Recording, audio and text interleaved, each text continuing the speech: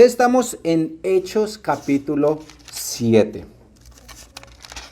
Entonces, hace 15 días nosotros estábamos hablando de Esteban. Cómo Esteban fue escogido para limpiar las mesas en la iglesia. Sin embargo, el ministerio de Esteban no se limitó a la iglesia. Dios lo estaba usando de una gran manera fuera de la iglesia, en el pueblo, y dice que él estaba lleno del Espíritu Santo. Él estaba haciendo señales y prodigios, pero en medio de la obra que Dios estaba haciendo con la vida de Esteban, se levantó la oposición contra él.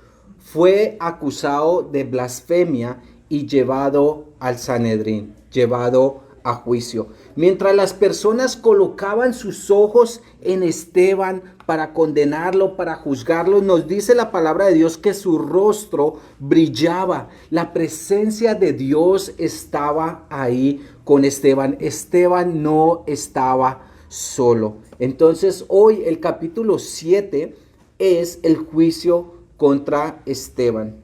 Y el versículo 1 nos dice: el sumo sacerdote dijo, entonces esto es así. Esteban ahora tiene que contestar las acusaciones que están en contra de él. Esteban tiene que presentar su defensa. Recordemos que frente a Esteban están los líderes que condenaron a muerte al Señor Jesucristo. Los líderes que tomaron a los apóstoles y los azotaron. Quiere decir, la respuesta que de Esteban tiene que ser la mejor, o si no, su vida va a terminar. Pero me pregunto, o nos debemos preguntar, ¿cómo debemos nosotros responder frente a las acusaciones? ¿Qué nos dice la palabra de Dios? ¿Qué le dijo Jesús a sus discípulos que hicieran en esos momentos? Y hay dos cosas muy importantes que Jesús nos dijo para hacer en estos momentos. Primero, mire, Mateo 10, del 18 al 20 nos dice lo siguiente. Y aún ante gobernadores y reyes seréis llevados por causa de mí para testimonio a ellos y a los gentiles. Mas cuando os entreguen, no os preocupéis por cómo o qué hablaréis, porque en aquella hora os será dado lo que habéis de hablar. Porque no sois vosotros los que habláis, sino el Espíritu de vuestro Padre que habla en vosotros. Lo primero que tenemos que tener es ser llenos del Espíritu Santo. La promesa de Jesús, del Espíritu Santo, fue que Él nos daría las palabras, que el Espíritu Santo nos guiaría. Esto lo encontramos en Juan 14, 26. Jesús dijo: mas el Consolador, el Espíritu Santo, a quien el Padre enviará en mi nombre, Él os enseñará todas las cosas y os recordará todo lo que yo os he dicho. Nos enseñará, nos recordará. Quiere decir que para recordar algo, pues usted tiene que colocar algo aquí o algo aquí, ¿sí? Por eso nosotros tenemos que leer ¿qué? La palabra de Dios, o escuchar la palabra de Dios. Entonces, primero, ser llenos del Espíritu Santo. Segundo, nosotros tenemos que estar llenos de la palabra de Dios. Ya tenía una conversación. Yo no la entiendo. Yo no entiendo la palabra de Dios. Y mire, a veces vamos a leer la palabra de Dios y no la vamos a entender de primera. No la vamos a entender de primera. Por eso nosotros debemos pedirle al Espíritu Santo que Él nos ayude. Nos dice la promesa de Jesús que Él os enseñará. Esa es la promesa de Jesús. Nosotros leemos y confiamos que Dios nos va a guiar, porque es algo espiritual. Cuando leemos la palabra de Dios, de pronto te vas a dar de cuenta que en ese momento no tenía sentido, pero hay algo que se te queda en tu mente, hay algo que está en tu corazón, y durante la semana vas y dices, pero no sé qué es.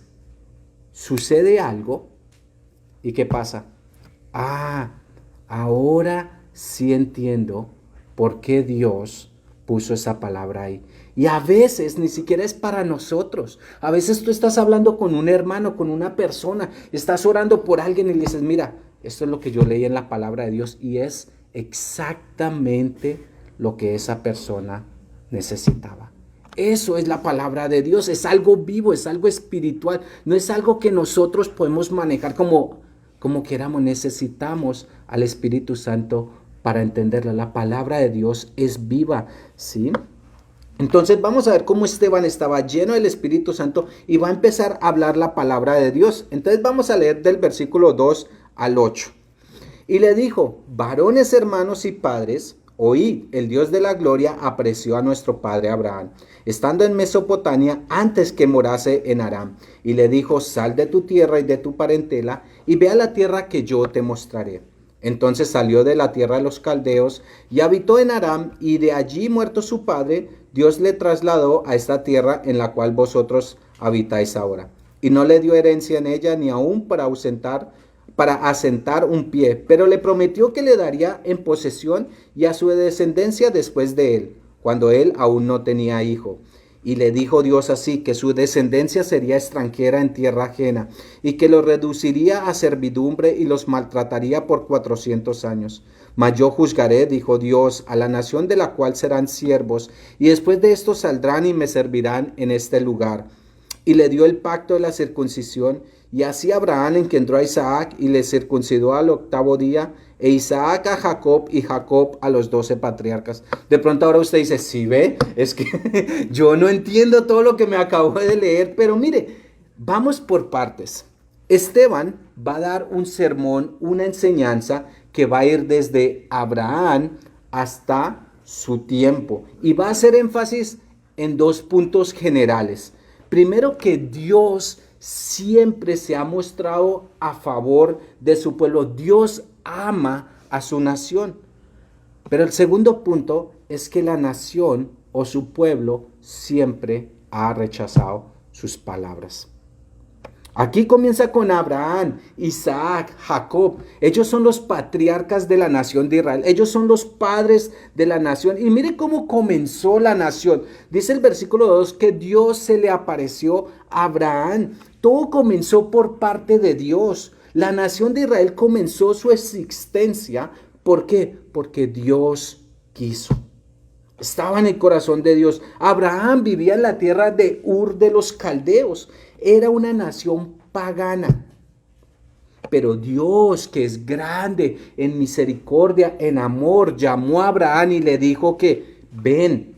Y Génesis 12, 1 al 2 nos habla de ese llamado. Dice, pero le dijo: vete de tu tierra y de tu parentela y de la casa de tu padre a la tierra que te mostraré. Y haré de ti una gran nación y te bendeciré y engrandeceré tu nombre y serás bendición. Abraham le creyó a Dios y salió de Ur de los Caldeos, de la tierra de Canaán. Se fue de Ur de los Caldeos a la tierra de Canaán, una tierra que de hecho él ni siquiera conocía. Sin embargo, nos dice que hizo una parada en Aram, ahí hasta que su padre muriera. Cuando éste murió, Abraham siguió su viaje a la tierra de Canaán. Mientras Abraham recorría la tierra de Canaán, Dios seguía recordándole a Abraham sus promesas y le decía que él tenía una descendencia para él. Lo interesante de todo este tiempo es que Abraham no tenía una posesión en aquel terreno. Él vivía como un nómada de lado a lado. Abraham andaba por fe, no por vista. Y hablando de fe, Dios le había prometido una descendencia, pero Abraham y su esposa Sara ya eran mayores y ellos no podían tener hijos. Estamos hablando de 90 y 100 años. Pero nos dice la palabra que Abraham aún así le creyó a Dios y Dios le dio un hijo llamado Isaac, que significa risa.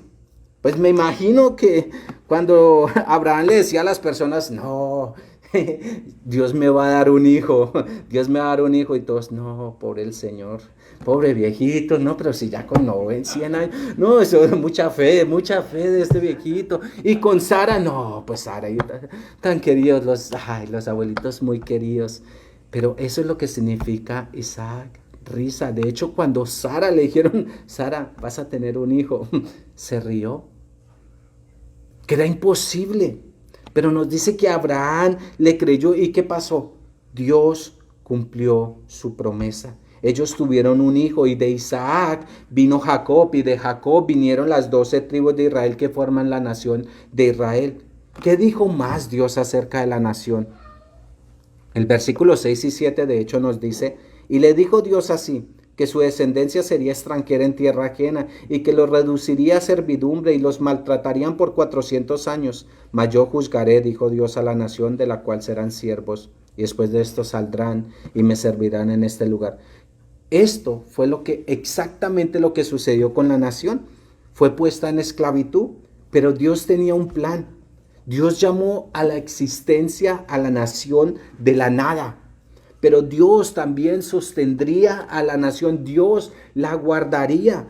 Mire que a veces nosotros pasamos por dificultades y vamos a pasar por dificultades. Pero eso no significa que Dios ya nos abandonó o que Él se ha olvidado de nosotros porque nos encontremos en alguna dificultad. Dios siempre tiene un plan. Que nosotros en ese momento nosotros no entendamos nada y podamos hasta quejarnos es una cosa. Pero creo que aquí todos hemos pasado de pronto por algún problema o una circunstancia en la cual a veces nosotros pensamos o decimos, de esta nadie me salva. Este ya es el fin, yo no lo puedo soportar. Otra vez me tocó a mí, no, ¿dónde está Dios? Por Dios, ya no lo soporto más. Pero ¿qué pasa? Dios te lleva a través de esa prueba, a través de esa circunstancia, de ese problema. Sales de ese problema y miras atrás y que te das de cuenta que Dios siempre estuvo ahí. Que Dios no te dejó ni un momento, que siempre te sostuvo, que te agarró de la mano y a veces parece que Dios te jaló, que quería seguir ahí, pero Dios te llevó. Dios siempre tenía un plan. Dios siempre tiene un plan. Con la nación de Israel fue lo mismo. Dios tenía un plan. Y antes de decirle a Abraham que ellos sufrirían servidumbre y serían maltratados y pasarían por la esclavitud, ya Dios tenía en sus planes a José. Miremos el versículo 9 y 11. Dice, los patriarcas movidos por envidia vendieron a José para Egipto, pero Dios estaba con él. Y él le libró de todas sus tribulaciones y les dio gracia y sabiduría delante del faraón, rey de Egipto, el cual puso por gobernador sobre Egipto y sobre toda su casa. Vino entonces hambre en toda la tierra de Egipto y de Canaán y grande tribulación, y nuestros padres no hallaban alimentos. Los patriarcas de nuevo se refieren a los hijos de Jacob, las 12 tribus de Israel. José era el hermano menor. De pronto ustedes conocen a José porque pues el de la túnica de muchos colores. Y pues José, nos dice en la Biblia, muy humilde, José con su túnica le decía a sus hermanos, ¿sabe quién es el hermano favorito? No, mire lo que me dio mi papá, le dio una túnica de color. Y pues los hermanos que pues no les gustó mucho el chiste de José, su túnica, ¿sí? Y si usted tiene hermanos y usted no es el favorito, usted entiende lo que se siente en ese momento cuando el otro recibe algo y usted no. Esto era lo que estaba pasando. Pero no solamente esto, José también tenía sueños. Y en ellos soñaba que sus hermanos y sus padres se postraban y lo adoraban. Y José temprano en la mañana, me imagino, se levantaba y le decía a los hermanos, aparte de esto, mire, venga, les cuento mis sueños. No, mire, el sol y la luna y las estrellas se postraban delante de mí. Si usted tiene un hermano así, vamos a orar por usted. Sí, pero usted sabe de pronto ese sentimiento de wow. Así que un día ellos estaban trabajando en el campo y desde lejos vieron que José venía. ¿Y qué hicieron? ¿Sabe qué? Vamos a acabar con la vida de José. Vamos a acabar con la vida de José. Planearon matarlo. Sin embargo, uno de los hermanos dijo, no lo matemos. ¿Y qué hicieron? Lo pusieron en una cisterna, en un pozo. Y después venía una caravana, unos mercaderes, y vendieron a José como esclavo. En lugar de matarlo, obtuvieron plata. Y el versículo 9 nos dice por qué sucedió esto. Dice que le tenían envidia a José. Pero también note el versículo 9 que dice que Dios estaba con él. Dios estaba con José. Entonces, mire, Puede ser que usted esté pasando por algo difícil, algo que usted no esperaba. De pronto las personas cercanas a ustedes o a ti te fallaron. Aún familiares. Y a veces es difícil recordar eso, pero tú tienes que tener en mente y recordar que Dios está contigo. De pronto ellos te fallaron, sí, pero Dios está contigo. José fue llevado a Egipto y allí se convirtió en un esclavo. En el esclavo en la casa de Potifar, quiere decir, pasó de hijo favorito a esclavo. Pero Dios estaba con él. La Biblia nos dice que la mujer de Potifar puso los ojos en José, pero José le dijo que no iba a pecar contra Dios y terminó en la cárcel. Y ahí en la prisión de nuevo, Dios estaba con José y le dio favor. En aquel tiempo el faraón tuvo un sueño y Dios utilizó a José para interpretar aquel sueño. Cuando José interpretó el sueño del faraón, ¿qué pasó? El faraón colocó a José sobre todo Egipto. Solo el faraón estaba sobre José en poder.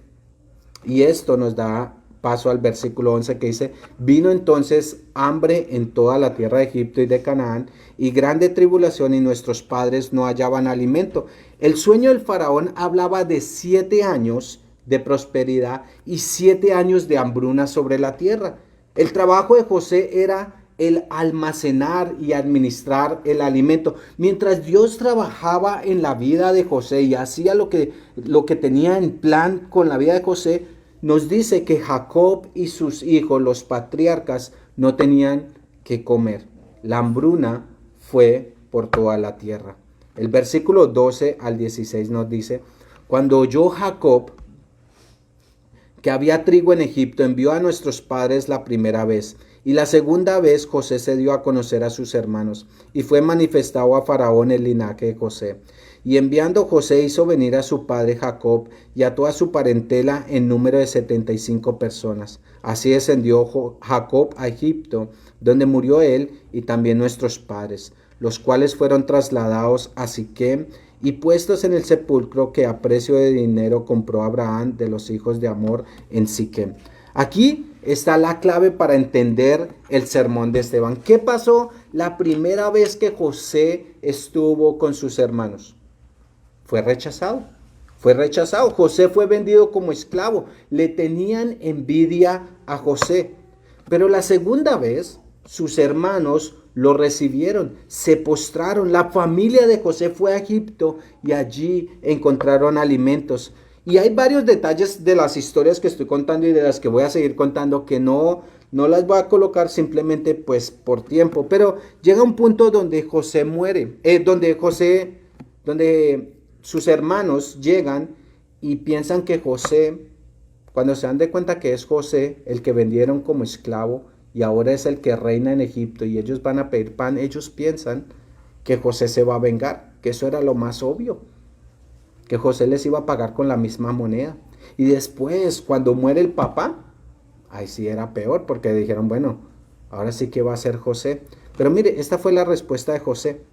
Vosotros, se encuentra en Génesis 50:20, dice: vosotros pensasteis mal contra mí, mas Dios lo encaminó a bien, para hacer lo que vemos hoy, para mantener en vida a mucho pueblo. Dios tenía un plan con la vida de José: preservar a la nación, guardar a la nación. Todo lo que sucedió en la vida de José estaba en el plan de Dios. Finalmente toda la familia, incluyendo a Jacob, se movió a Egipto, donde Dios los guardó. Entonces, hasta aquí que hemos visto que la nación nació del corazón de Dios. Empezó por algo de Dios.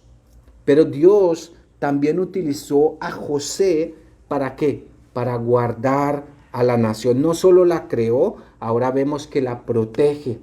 Pero también nos empezamos a ver algo, y lo vamos a ver en los siguientes versículos, es que la primera vez muestran rechazo y la segunda vez se postraron. Entonces sigamos leyendo los versículos. Vamos a leer del 17.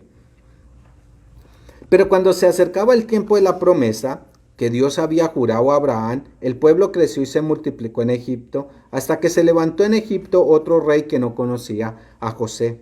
Este rey, usando de astucia con nuestro pueblo, maltrató a nuestros padres a fin de que expusiesen a la muerte a sus niños, para que no se propagasen. En aquel mismo tiempo nació Moisés y fue agradable a Dios, y fue criado 3 meses en casa de su padre.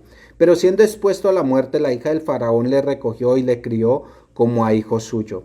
Y fue enseñado Moisés en toda la sabiduría de los egipcios, y era poderoso en sus palabras y en sus obras. Cuando hubo cumplido la edad de 40 años, le vino al corazón visitar a sus hermanos, los hijos de Israel. Y al volver a uno que era maltratado, lo defendió e hirió al egipcio, vengó al oprimido, pero él pensaba que sus hermanos comprendían que Dios le daría libertad por mano suya, mas ellos no lo habían entendido así. Al día siguiente se presentó a uno de ellos que reñían y los ponían en paz, diciendo: varones, hermanos sois, ¿por qué os maltratáis el uno al otro? Entonces el que maltrataba a su prójimo le rechazó, diciendo: ¿quién te ha puesto por gobernante y juez sobre nosotros? ¿Quieres tú matarme como mataste ayer al egipcio? Al oír estas palabras, Moisés huyó y vivió como extranjero en tierra de Madián, donde engendró a 2 hijos. Pasado 40 años, el ángel se le apareció en el desierto del monte Sinaí, en la llama del fuego de una zarza. Entonces Moisés, mirando, se maravilló de la visión, y acercándose para observar, vino a él la voz del Señor: yo soy el Dios de tus padres, el Dios de Abraham, el Dios de Isaac, el Dios de Jacob. Y Moisés, temblando, no se atrevía a mirar. Y le dijo el Señor: quita el calzado de tus pies, porque el lugar en que estás es tierra santa. Ciertamente he visto la aflicción de mi pueblo que está en Egipto, y he oído su gemido, y he descendido para librarlos. Ahora pues, ven, te enviaré a Egipto. A este Moisés, a quien habían rechazado, diciendo: ¿quién te ha puesto por gobernante y juez? A este lo envió Dios como gobernante y libertador por mano del ángel que se le apareció en la zarza. De José nosotros pasamos a Moisés. Moisés se conoce como el libertador de la nación. Cuando Jacob y toda su familia se movió para Egipto para vivir ahí junto a José, Dios bendijo a la familia y ellos se multiplicaron grandemente. En este proceso pues murió Jacob, murió José, murieron los hermanos, y otros faraones pasaron hasta que llegó uno que no conocía a José y a su familia. ¿Y qué pasó? Bueno, el faraón vio como una amenaza al pueblo porque se había multiplicado y buscó acabar con el pueblo. ¿Cómo? Matando a los bebés. Para las personas que todavía piensan y creen que el aborto, de acabar con la vida de un bebé, es el derecho de un ser humano, para que nosotros podamos decir, pues les recuerdo que la vida es un regalo de Dios. Nosotros estamos en contra del aborto. Mire, el enemigo es el que vino a hurtar, matar y destruir. Pero Jesús es el que vino a ¿qué? A darnos vida y vida en abundancia. Dios guardó la vida de Moisés, y Moisés fue puesto en una cesta. Su madre la puso en un río, la cual la hija del faraón, al verla, vio a Moisés y ¿qué hizo? Lo tomó como su propio hijo, lo adoptó. Moisés creció en la casa del faraón, pero a los 40 años, cuando visitó a su pueblo, vio que uno de sus hermanos estaba siendo golpeado por uno de los jueces o de los encargados de los egipcios. ¿Y qué hizo Moisés? Se lanzó contra el egipcio y lo mató. ¿Por qué? Pues quería defender al hebreo. Al otro día, 2 hebreos estaban peleando. ¿Y qué hizo Moisés? Fue a separarlos, a decirles: oigan, ¿por qué ustedes están peleando si ustedes son hermanos? Ustedes deberían cuidarse. ¿Y qué fue lo que le contestó uno? Hey, ¿tú quieres matarnos o acabar con nosotros como hiciste con el egipcio? Y de hecho le hacen la pregunta: ¿quién te ha puesto por gobernante y juez sobre nosotros? De nuevo, Esteban empieza a hacer de nuevo el énfasis. La primera vez, ¿sí?, El versículo 25 dice, pero él pensaba, Moisés, que sus hermanos comprendían que Dios le daría libertad por mano suya, mas ellos no lo habían entendido así.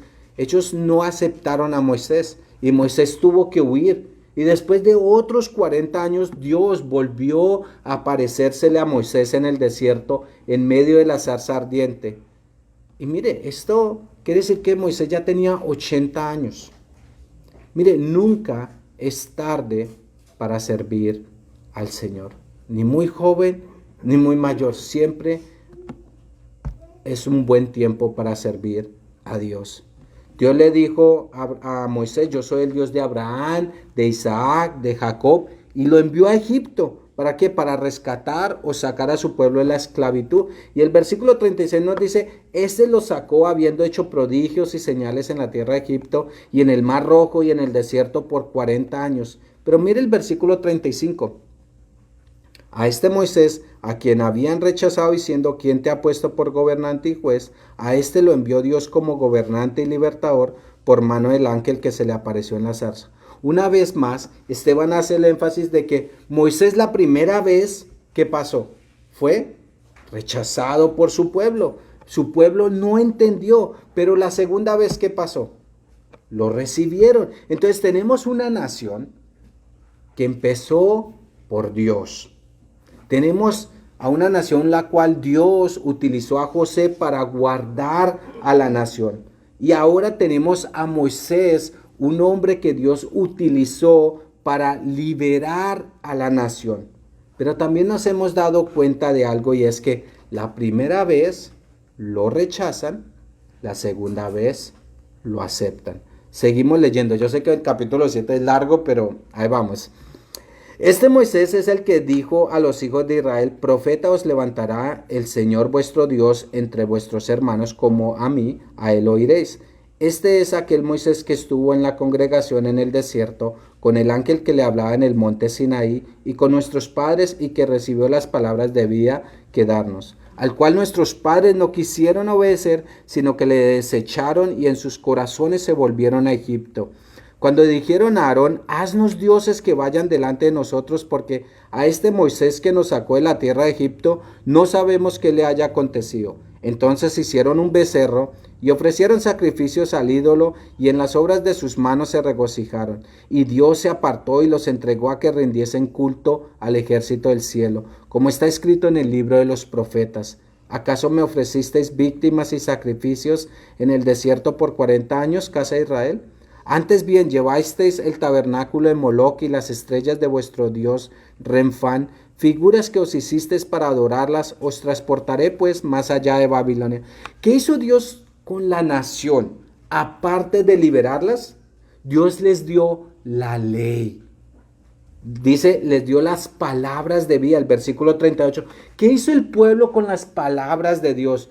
Las desechó. A pesar de ellos haber visto la mano de Dios, a pesar de ellos haber visto los milagros que Dios hizo en Egipto, cómo Dios envió las plagas en Egipto, de ver cómo Dios los sacó de la esclavitud, el corazón de ellos, ¿qué era? Queremos regresar a Egipto. De hecho, se nos dice que cuando estaban en el desierto, ¿qué era lo que ellos anhelaban de Egipto? Cebollas y ajos. Si a usted le gusta la cebolla y el ajo, pues bien, pero eso era lo que deseaban. Pero se olvidaban de qué, las cadenas, de los azotes, de la esclavitud. Eso era lo que estaba sucediendo. De hecho, aún en medio del desierto, después de haber visto todo lo que Dios hizo, dice que adoraban a otros dioses. ¿Cuál es el punto que Esteban quiere llevarnos? Que el pueblo siempre se había revelado a las leyes de Dios, a la palabra de Dios. Pero hay un versículo muy interesante, el 37, que dice, este Moisés es el que dijo a los hijos de Israel, profeta os levantaré, el Señor vuestro Dios, el Señor vuestro Dios de entre vuestros hermanos, como a mí, a él oiréis. El mismo Moisés que el pueblo exaltaba y lo tenía en muy alta estima, dio una profecía. Les dijo que Dios levantaría un profeta en medio de ellos. ¿Quién era el profeta? Aquí Esteban está tomando a los que lo acusan y dirigiéndolos o guiándolos hacia quién, hacia Jesús. Entonces sigamos leyendo el versículo 44. Tuvieron nuestros padres el tabernáculo del testimonio en el desierto, como había ordenado Dios cuando dijo a Moisés que lo hiciese conforme al modelo que había visto, el cual recibiendo a su vez por vuestros padres lo introdujeron con Josué al tomar posesión de la tierra de los gentiles, a los cuales Dios arrojó de la presencia de vuestros padres hasta los días de David. Este halló gracia delante de Dios y pidió proveer tabernáculo para el Dios de Jacob. Mas Salomón le edificó casa. Si bien el Altísimo no habita en templos hechos de manos, como dice el profeta, el cielo es mi trono y la tierra el estrado de mis pies. ¿Qué casa me edificaréis? Dice el Señor. ¿O cuál es el lugar de mi reposo? ¿No hizo mi mano todas estas cosas? Aquí se nos habla del tabernáculo y el templo. Primero, el tabernáculo era una tienda en el desierto y por último un edificio. El tabernáculo representaba la mismísima presencia de Dios aquí en la tierra. Y Esteban, de hecho, hace mención de 3 líderes de la nación. Josué fue el que introdujo la nación a la tierra prometida. Podemos hablar que la presencia de Dios guió a la nación. David fue el que terminó con los enemigos de Israel. Podemos hablar que la presencia de Dios trajo paz a la nación. Salomón fue el que construyó el templo. Podemos hablar de la gloria y el esplendor que trajo la presencia de Dios en medio de la nación. Ahora, ¿qué es lo que le está intentando decir Esteban a todos los que están acusando? Al grupo que lo está mirando directamente y le está acusando de blasfemia. Que mire que hay una larga historia de cómo Dios se ha mostrado en favor a la nación, cómo Dios trajo a la existencia a la nación de la nada, la perseveró, la preservó, la guardó, la guió, la protegió, le dio sus leyes, le dio el tabernáculo, le dio el templo. La presencia de Dios estaba aún con ellos, pero sin importar lo que Dios hiciera, la nación rechazaba las palabras de Dios. Y esto lo vemos a través de todo el Antiguo Testamento. Esteban habla de los padres de la nación que rechazaron a Dios. Ahora, ¿qué tiene que ver los padres, la nación, con los que están acusando a Esteban? Pues sigamos leyendo porque se pone mejor, ¿no? El versículo 51 dice: duros de cerviz e incircuncisos de corazón y de oídos. Vosotros resistís siempre al Espíritu Santo, como vuestros padres, así también vosotros. ¿A cuál de los profetas no persiguieron vuestros padres? Y mataron los que anunciaron de antemano la venida del justo, y de quien vosotros ahora habéis sido entregadores y matadores. Vosotros que recibiste la ley por disposición de los ángeles y no la guardasteis.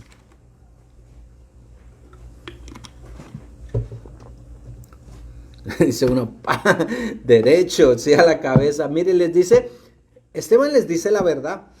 Les dice, mire, ustedes no son nada diferente a ellos, a los padres de la nación.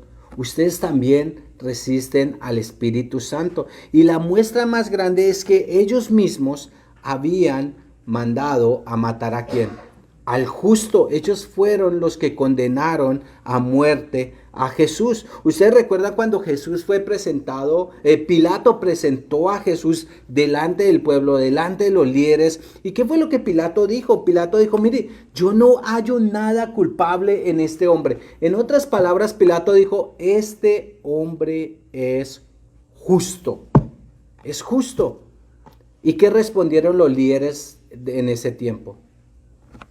No lo queremos, no lo queremos. Lo rechazaron. ¿Qué dijo? Crucifíquenlo, nosotros queremos a Barrabás. Que su sangre sea sobre nosotros y sobre nuestros hijos. Eso fue lo que gritaron, eso fue lo que querían. Ellos que proclamaban cuidar la ley, que proclamaban ser descendientes de Abraham, de Isaac, de Jacob, ellos que estaban orgullosos de tener la ley, de tener el templo, eran como sus padres habían rechazado al justo, lo habían condenado. Pero mire, la palabra de Dios también nos dice, mire, que el Señor va a regresar. Y va a regresar una segunda vez. Y dice que toda rodilla se doblará de los que están en el cielo, en la tierra y debajo de la tierra. Y que toda lengua confesará que Jesucristo es el Señor para gloria de Dios Padre. Ahora, ¿qué sucedió con los acusadores? Bueno, pues sigamos leyendo. Oyendo estas cosas, 54. Se enfurecieron en sus corazones y crujían los dientes contra él. Pero Esteban, lleno del Espíritu Santo, puesto los ojos en el cielo, vio la gloria de Dios y a Jesús que estaba a la diestra de Dios, y dijo: He aquí veo los cielos abiertos y al Hijo del Hombre que está a la diestra de Dios. Se llenaron de ira. La ira es algo que nos toca a nosotros tener mucho cuidado. Jesús dijo en Mateo 5:21: Oíste que fue dicho a los antiguos: no matarás, y cualquiera que matare será culpable de juicio. Pero yo os digo que cualquiera que se enoje contra su hermano será culpable de juicio, y cualquiera que diga necio a su hermano será culpable ante el concilio, y cualquiera que le diga fatuo quedará expuesto al infierno de fuego. Aquí Lucas nos dice que todo comenzó ¿dónde? En el corazón.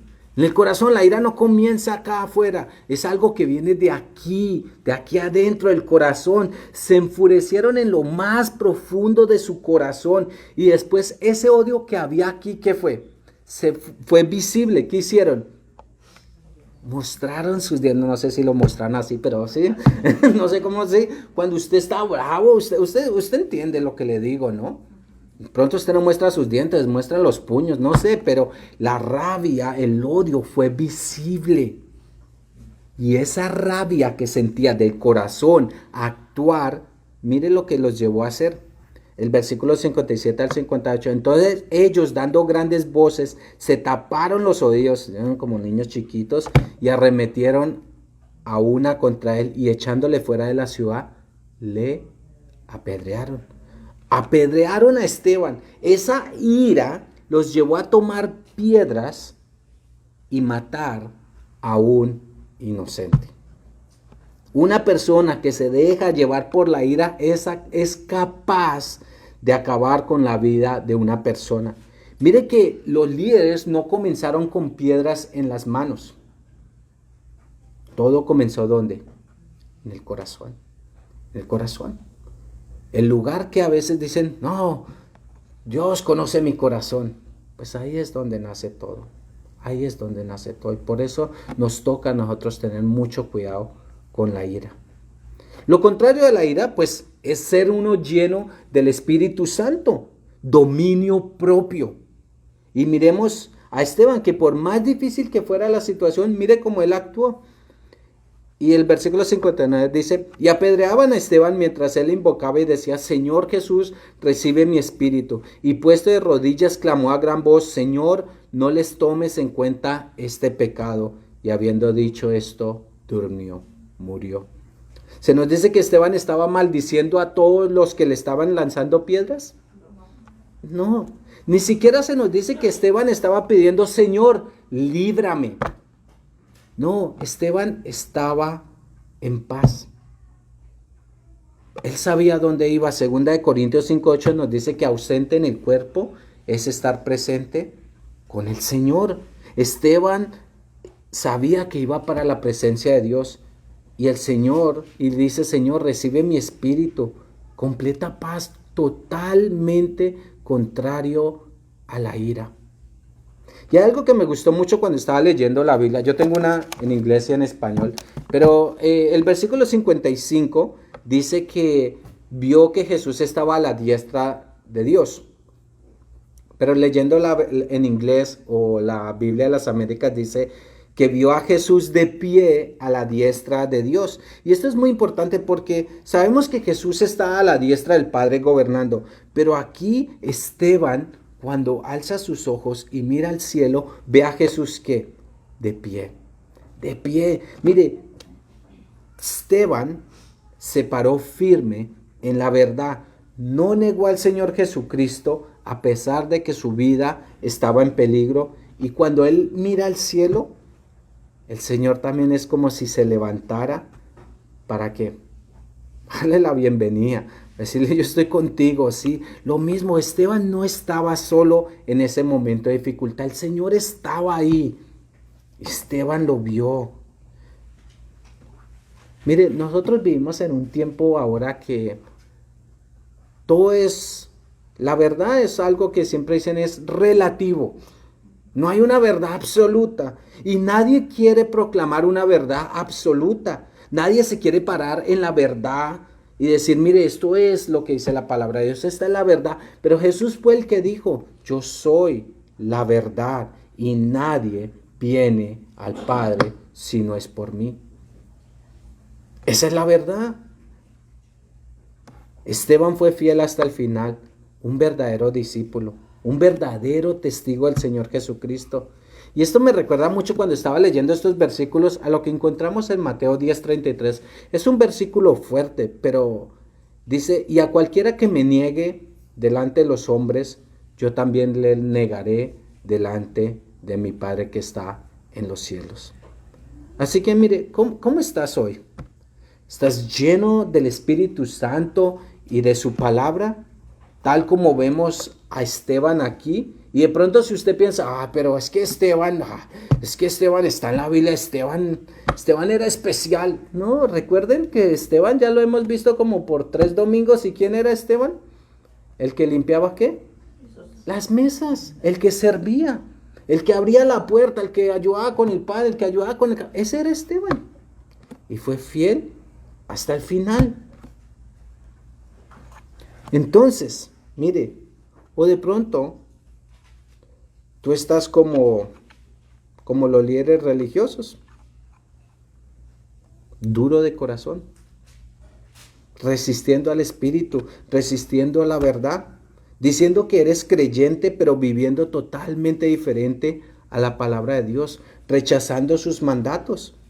Dios de pronto te ha hablado una y otra vez como a la nación de Israel, te ha guardado, te ha protegido, te ha guiado, te ha bendecido. ¿Qué no ha hecho Dios para mostrarte que te ama?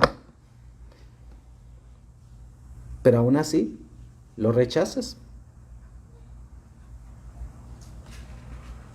No vives fiel o acorde a la palabra de Dios. Siempre te encuentras resistiendo a la palabra de Dios. Siempre hay una excusa por qué no hacer esto, por qué no hacer lo que Dios dice. Tú sabes cuál es la verdad, pero no tienes el valor de vivir y seguir sus mandatos. A veces eso sucede porque las personas le tienen miedo o temor a las personas. ¿Qué va a decir la persona? ¿Qué va a decir mi familia? ¿Qué va a decir mi esposa? ¿Qué va a decir mi esposo? ¿Qué van a decir los que...? Pero mire, el domingo pasado, si usted estuvo acá, el pastor Tim dijo, mire, el Señor viene pronto, Maranata. Por si se les olvidó, ¿no? Entonces, cuando el Señor venga, ¿cuál va a ser tu excusa de no estar viviendo como Él te ha dicho? De no hablar la verdad, de no creerle al Señor, de no pararte en la verdad. Cuando estaba leyendo esto también, mire, Dios le dijo a Abraham, ven a la tierra que te mostraré. Es un llamado de ven al Señor. A Moisés le dijo, ven, que yo te enviaré a Egipto.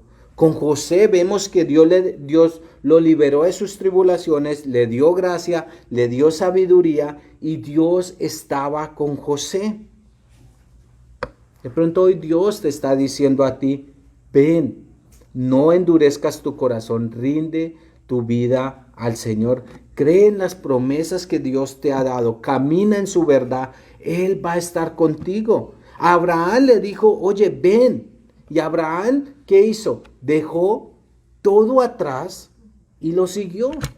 De pronto hoy a ti te toca hacer lo mismo. Dejar tu vida antigua, arrepentirte de tus pecados y caminar en una nueva vida en el Señor. A Moisés, después de 40 años, a los 80 años, Dios volvió a llamarlo. Y hoy de pronto Dios te está volviendo a llamar a ti. Y de pronto ni siquiera esta es la segunda vez.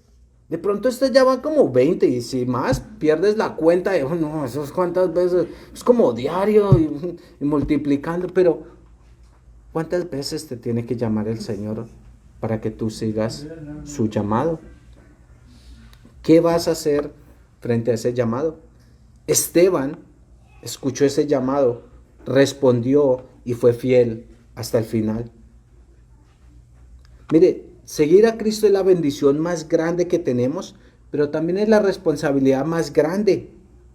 Por eso nosotros necesitamos tener al Espíritu Santo en nuestra vida, porque sin Él nada vamos a poder hacer, especialmente en el mundo en el cual vivimos, que siempre está acusando, siempre está colocando los ojos en cada persona. Y especialmente si tú dices ser cristiano, te van a colocar los ojos, diría uno, encima. ¿Cómo vas a vivir? En tus propias fuerzas no lo vas a lograr. Por eso necesitamos al Señor Jesucristo. Y hoy, mire, hoy vamos a tomar nosotros la Santa Cena, ¿sí? Y la Santa Cena nos recuerda a nosotros, a nuestro Salvador. Y tiene un significado demasiado grande para nosotros. O diría uno, personalmente tiene un significado muy grande. ¿Por qué? Porque cuando yo tomo la Santa Cena recuerdo lo que Cristo hizo por mí, cómo me perdonó, cómo limpió mis pecados, cómo me dio una segunda oportunidad. Entonces la tomo pensando y diciendo, wow, entiendo y tiene un valor inmenso en mi vida. Porque yo sé de dónde Dios me sacó.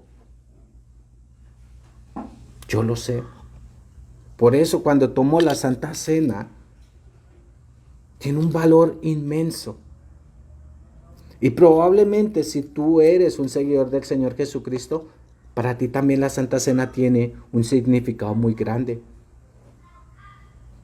Pero por el otro lado, si el Señor Jesucristo no es tu Salvador, si tú no estás viviendo como el Señor te ha dicho, pues la Santa Cena para ti simplemente es como la costumbre.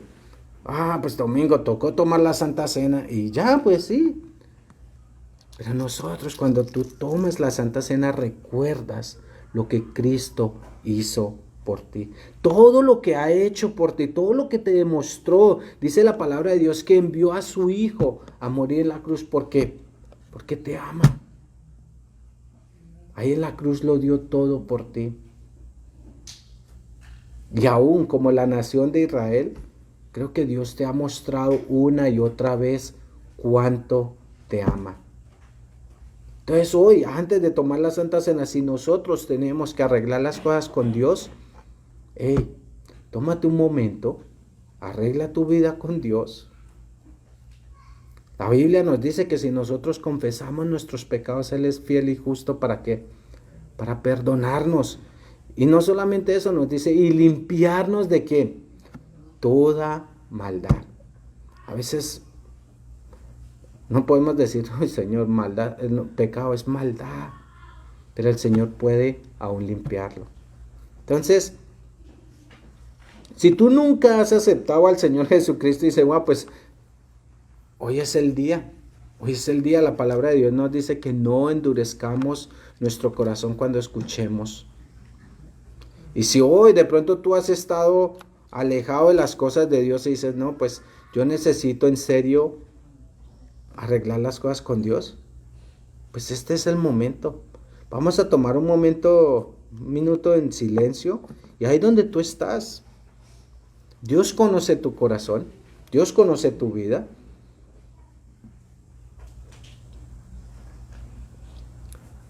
Pero eso es algo que te toca a ti.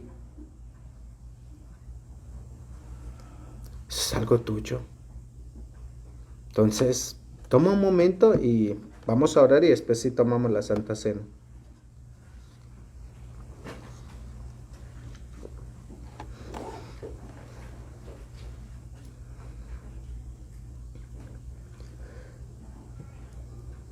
Padre Celestial, en esta mañana, Señor, queremos orar, Señor, por cada uno de los hermanos que está acá, Señor. Señor, examina sus corazones, Señor. Y Padre, si hay algo en sus corazones, Señor, que no es tuyo, Señor, muéstrales, Señor. Pero Padre, también te pedimos, Señor, que ellos puedan, Señor, no como la nación de Israel, rechazar, Señor, lo que tú quieres hacer, Señor, sino que puedan aceptar, Señor. Señor, gracias porque en ti, Señor, hallamos perdón de pecados. Gracias, Señor, porque a pesar, Señor, de nuestras fallas, tú nos dices que podemos acercarnos a ti y confiadamente, Señor, hallar misericordia, gracia. Padre, perdona nuestros pecados, limpia nuestros corazones. Y Padre, ahora que vamos a tomar la Santa Cena, Señor, lo queremos hacer dignamente, Señor. En nombre de Jesús. Amén. Entonces, la palabra de Dios nos dice que Él tomó el pan y dijo que este es mi cuerpo que por vosotros es partido. Entonces vamos a pasar los elementos.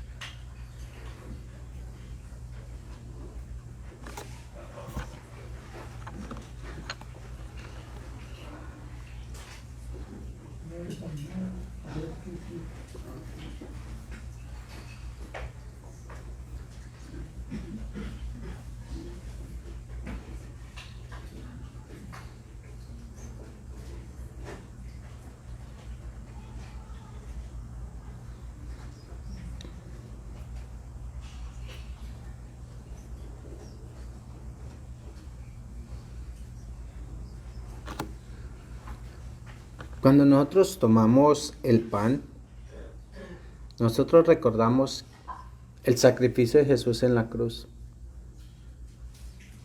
Y entendemos que nuestros pecados, de hecho la palabra de Dios nos dice que la paga del pecado es ¿qué? Muerte. Había un precio por nuestros pecados. Pero ese precio que debíamos pagar tú y yo, lo pagó ¿quién? Cristo.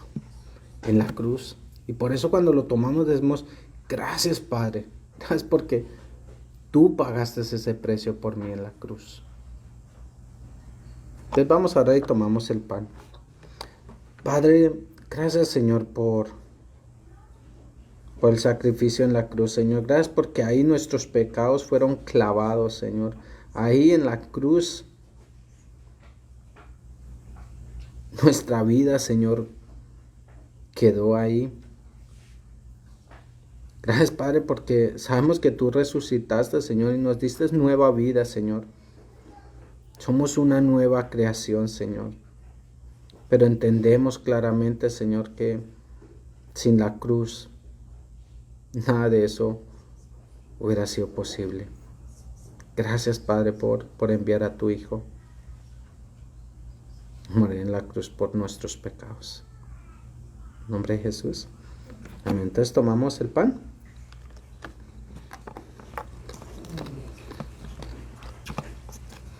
Y también la palabra de Dios nos dice que tomando la copa, pues es el recordatorio de su sangre.